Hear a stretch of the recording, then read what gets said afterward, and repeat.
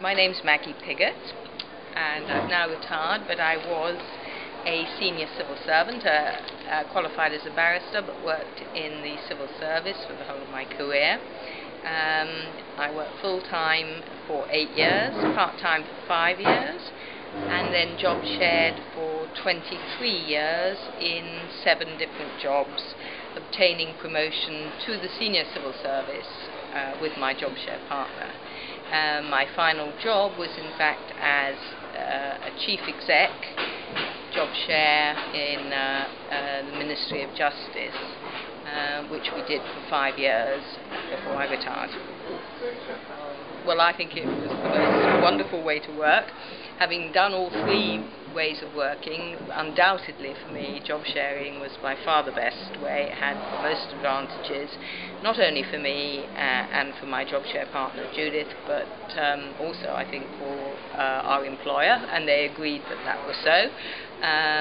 It was just a brilliant way of working if you wanted to have both a challenging career with high-profile jobs and at the same time spend 4 days of the week at home raising a family.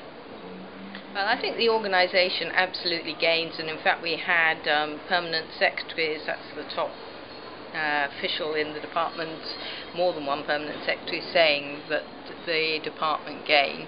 I think they gained in retention, in the fact that we might have left if we hadn't been able to job share.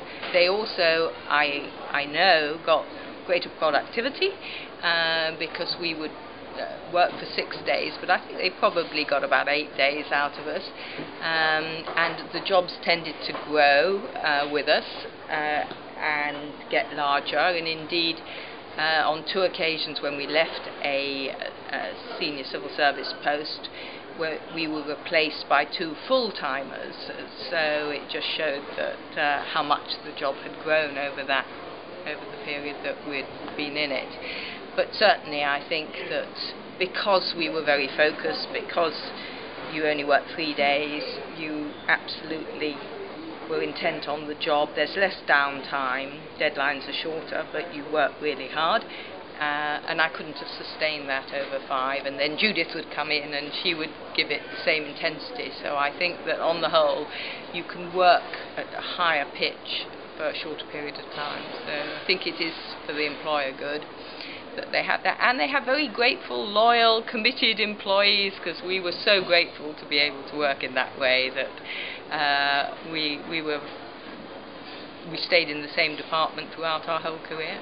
We had 65 staff in our last job, and a budget of up to about 11 million, and they worked in 2 different places, London and in the north of England, and it was generally, our teams really enjoyed it because they had responsibility. They worked very closely with us, and sometimes they would actually get to go to meetings because they were the ones that knew most about it, and it happened to be on the day that I wasn't there or Judith wasn't there. So if they were up for it and keen, they found that they flourished under this, and we had a lot of people moving on promotion, and they enjoyed working with us and doing that. Indeed, we had several people who've come back to work with us on 2 or 3 different occasions, have followed us around the department and come back to work with us, which is quite nice.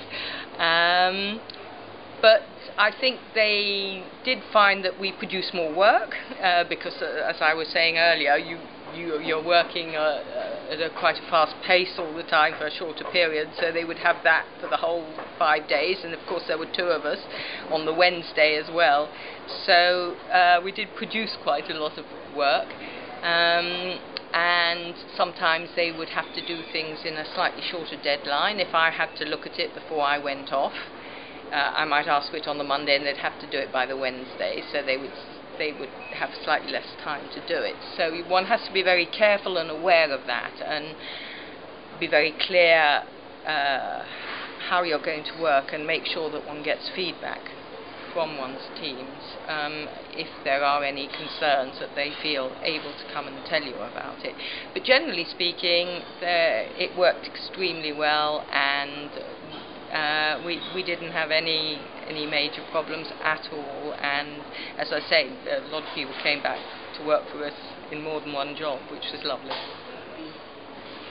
I think it's very important to try and allay the fears, because I think that once people see it working, then a lot of the worries and concerns about it disappear once they see it in action. And it very much happened in our department, where once they'd got used to us doing it, that it didn't seem an unusual way of working. So I think partly if the organisation can actually have people in, role models who can talk about it and show and answer questions and allay any fears that people have, then I think it just takes away this unknown factor.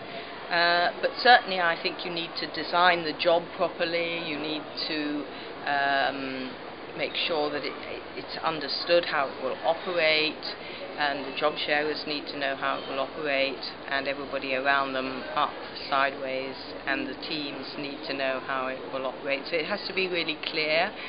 Policies are important, obviously, if you can have them. When we started, nobody had heard of job sharing, so we just had to make it up as we went along. But now I think things have happily moved on, and I think it's good to have proper policies in place.